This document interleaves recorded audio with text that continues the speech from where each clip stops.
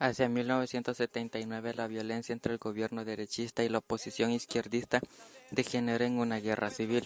El 15 de octubre de 1979, un golpe de estado militar liderado por los coroneles Adolfo Arnoldo Majano y Jaime Abdul Gutiérrez Avendaño derrocó al general Carlos Humberto Romero. La participación en el golpe de 1979 también se tiene en cuenta. Algunos creen que puso fin a la sangrienta dictadura de Carlos Romero y otros le acusan de eliminar el régimen de estabilidad militar que existía desde 1931. La junta cívico-militar llamada Junta Revolucionaria de Gobierno, que tomó el poder tras el golpe, prometió llevar al país a elecciones democráticas. Sin embargo, marcaron el inicio de una etapa de mayor inestabilidad y violencia política, conocida como la Guerra Civil de El Salvador. Gutiérrez y Majano no estaban de acuerdo sobre cómo resolver la profundización de la crisis política de El Salvador. Majano buscó una reforma social radical, mientras que Gutiérrez, que representaba al ejército de mentalidad conservadora, prefirió los métodos militares conservadores. El 12 de mayo de 1980, los derechistas dentro del ejército destituyó a Majano como presidente de la Junta y Gutiérrez asumió el cargo de presidente y comandante en jefe de las Fuerzas Armadas. Lideró la transición a una guerra civil abierta. Durante los meses siguientes, el terror se intensificó y las hostilidades se extendieron por todo el país. La izquierda se organizó en la agrupación que buscaba recoger el testimonio de Farabundo Martí, el denominado Frente Farabundo Martí para la Liberación Nacional, o conocido como el FMLN, liderado por Chafik Handal, Salvador Cayetano Carpio y Joaquín Villalobos, con apoyo de los sectores campesinos organizados en las zonas rurales y entre los sectores obreros urbanos. El 24 de marzo de 1980, el arzobispo de San Salvador, Monseñor Óscar Arnulfo Romero, se presume fue asesinado por Marino Samayoa Acosta, bajo las órdenes de Roberto Dawson, durante la celebración de una misa en la capilla del Hospital Divina Providencia. Los escuadrones de la muerte también ejecutaron varios asesinatos de altas personalidades. Así el arzobispo Óscar Romero, comprometido junto a los campesinos en la lucha por sus derechos humanos, fue asesinado por miembros de los escuadrones de la muerte salvadoreños en 1980, en la capilla del Hospital La Providencia de San Salvador, después de presionar públicamente al gobierno estadounidense para que no proporcionara ayuda militar al gobierno salvadoreño. 4 monjas también fueron violadas y asesinadas en la misma ocasión.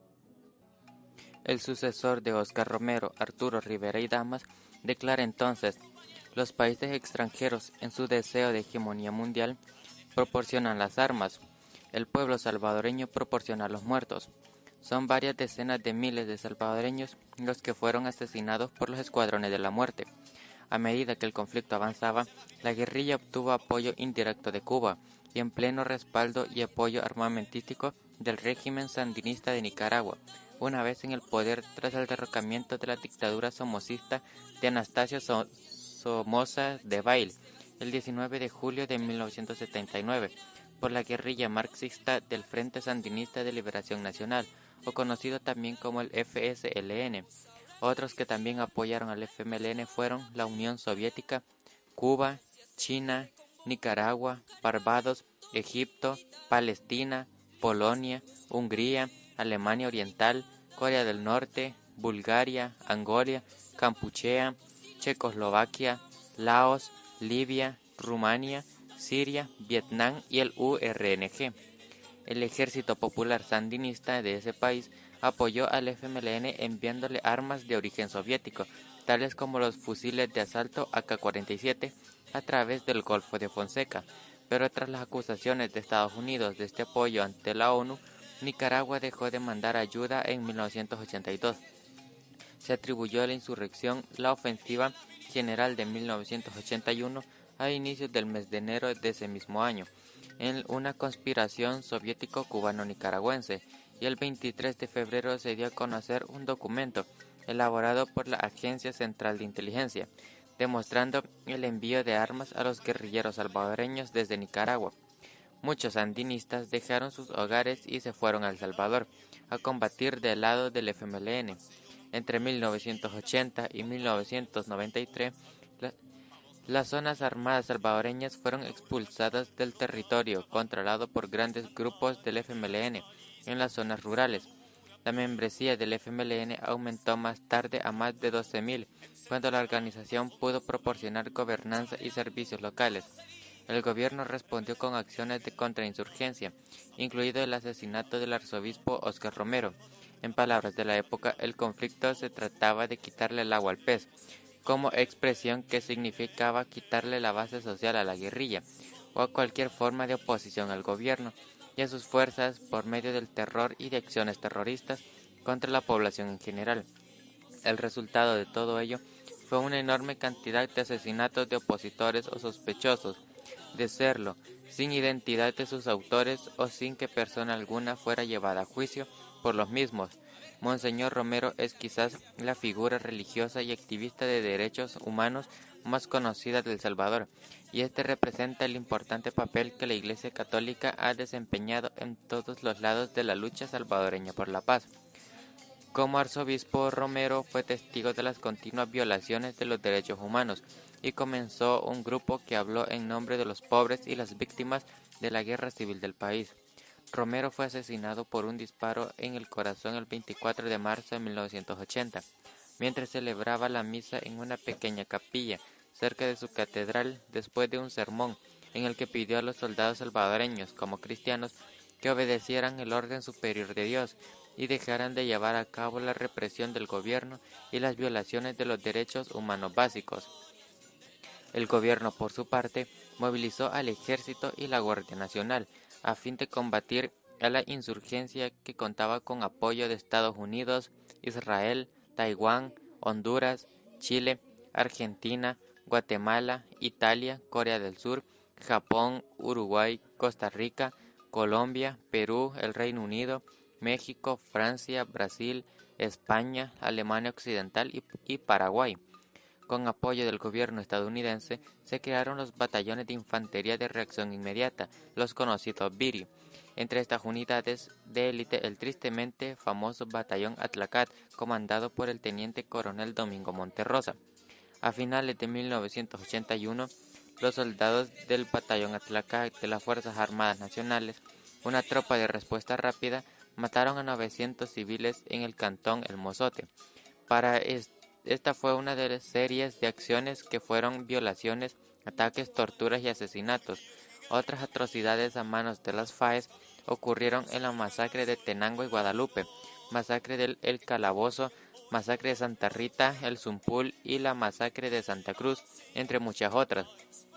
El gobierno de Estados Unidos envió a la Fuerza Armada de El Salvador fusiles de asalto M16 y algunos de fabricación israelí y taiwanesa. Se implantó el toque de queda a las 7 de la noche y el reclutamiento a menores de edad en las FAES, aunque también hubo menores reclutados que lucharon dentro de las filas del FMLN.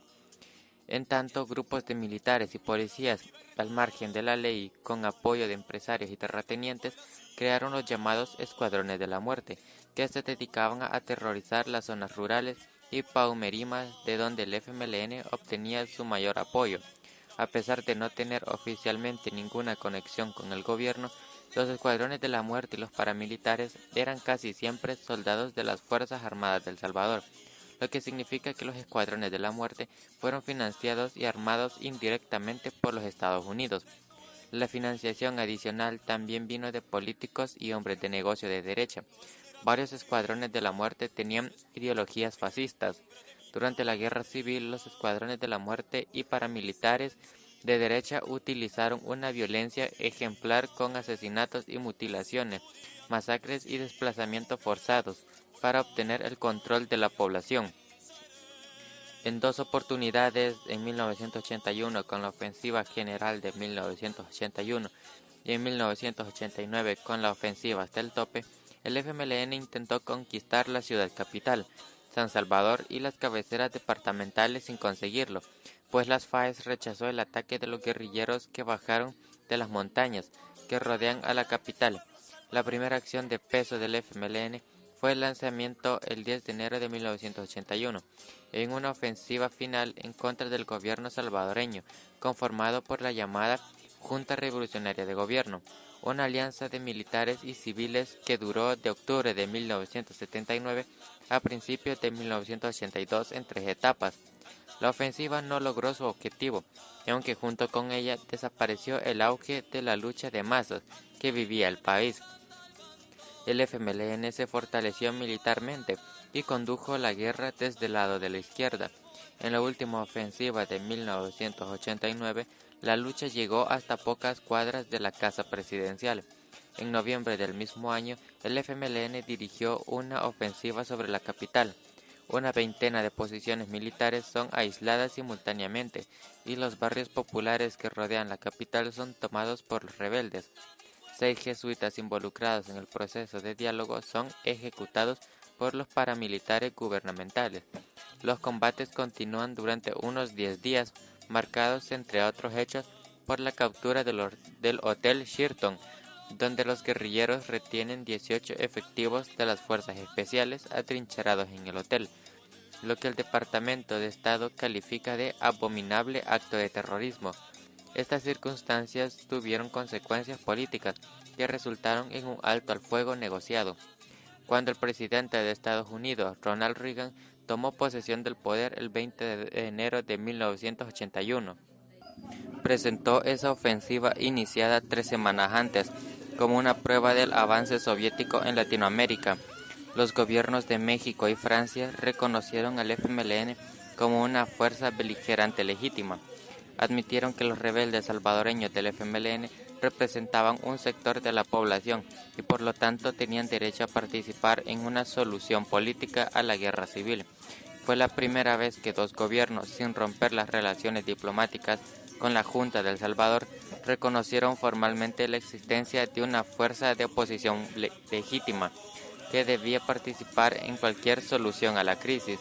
En este contexto, la guerrilla inició acciones violentas, tales como secuestro y asesinatos de empresarios, funcionarios y alcaldes, tales como el asesinato del joven Ernesto Regalado Dueñas.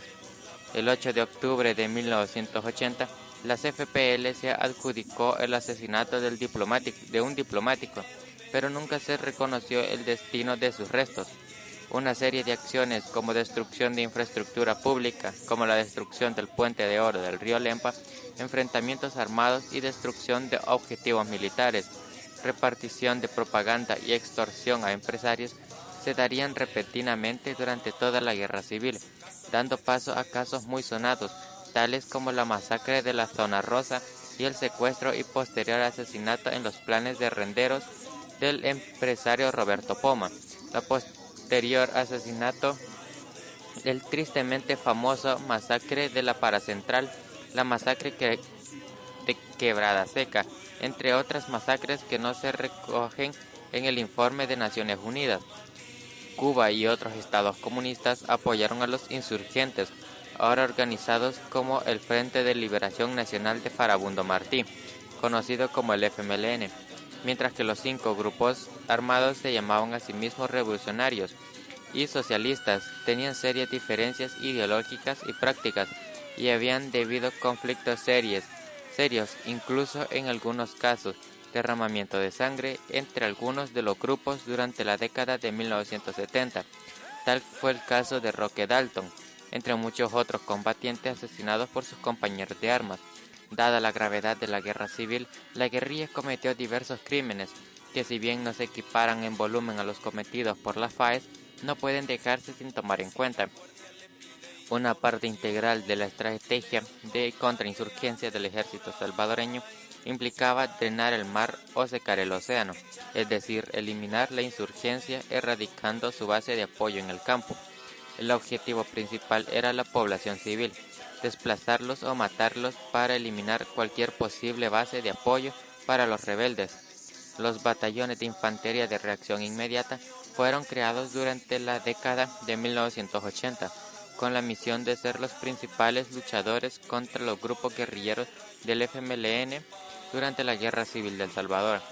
La Comisión de la Verdad para El Salvador incluye en su informe que el batallón Atlacat fue responsable de la masacre del Mozote, la masacre del Calabozo y la ejecución de 6 jesuitas y 2 empleadas domésticas. El batallón Atlacat estuvo también implicado en el asesinato de alrededor 50 civiles en la orilla del río Huizinga. Durante el periodo de funcionamiento de este batallón, el gobierno de los Estados Unidos aportaba $1 millón diario como ayuda militar al ejército salvadoreño. En 1989, las Fuerzas Armadas de El Salvador habían recaudado 56.000 combatientes, con 63 aviones y 72 helicópteros.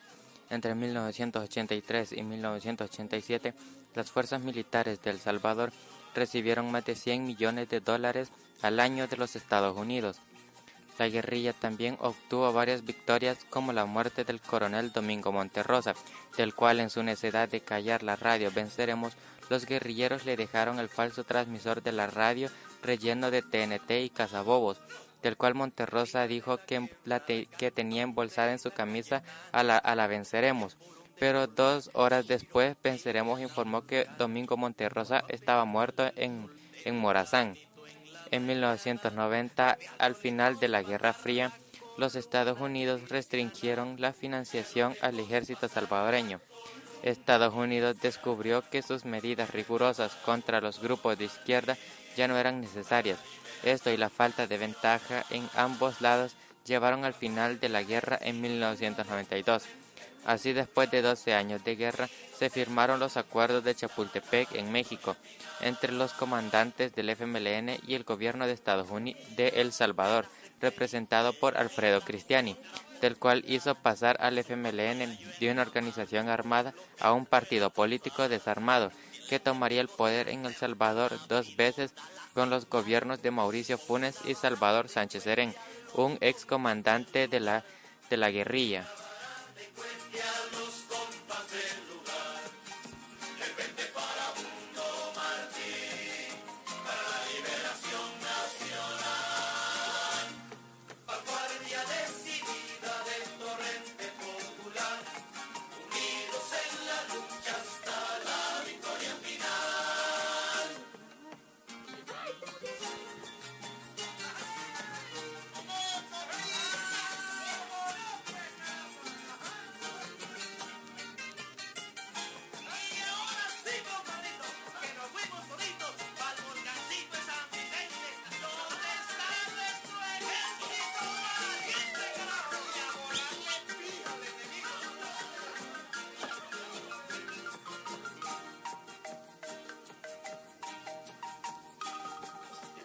De la quebrada, cantón de la Cayetana, allá por donde el volcán tiró ella la volcana, en medio de cafetales la artillería pesada, defiende con gran valor nuestra zona liberada, defiende con gran valor nuestra zona liberada, de frente Farabundo Martín, para la liberación nacional. Vanguardia decidida del torrente popular, unidos en la lucha hasta la victoria final. Duro con los cheles del norte, si los yanquis intervienen como hicieron en Vietnam, destruyendo poblaciones con cañones y napalm. Si los marines invaden con sus tanques y agrioplan, a ver qué se hacemos, güey. Aquí encontrarán su tumba, como dijo Cayetano. Aquí encontrarán su tumba, como dijo Cayetano. Defiende Farabundo Martín, para la liberación nacional. Vanguardia decidida del torrente popular, unidos en la lucha hasta la victoria final.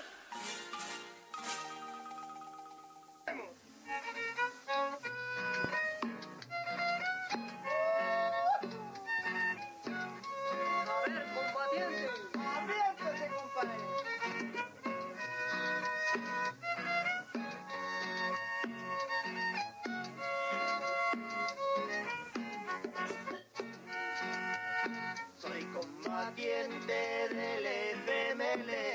Eso sí que es cierto, compadre. Guerrillero nacido en El Salvador. No. Me deleitan los colores que tiene mi bandera flameante bajo el sol. veredeitan los colores que tiene mi bandera flameante bajo el sol. Por los cerros, vaguadas y volcanes, soy el canto ancestral del Torogón. Sus cantares impulsan mis afanes, mi divisa es ver libre a mi nación. Sus cantares impulsan afanes.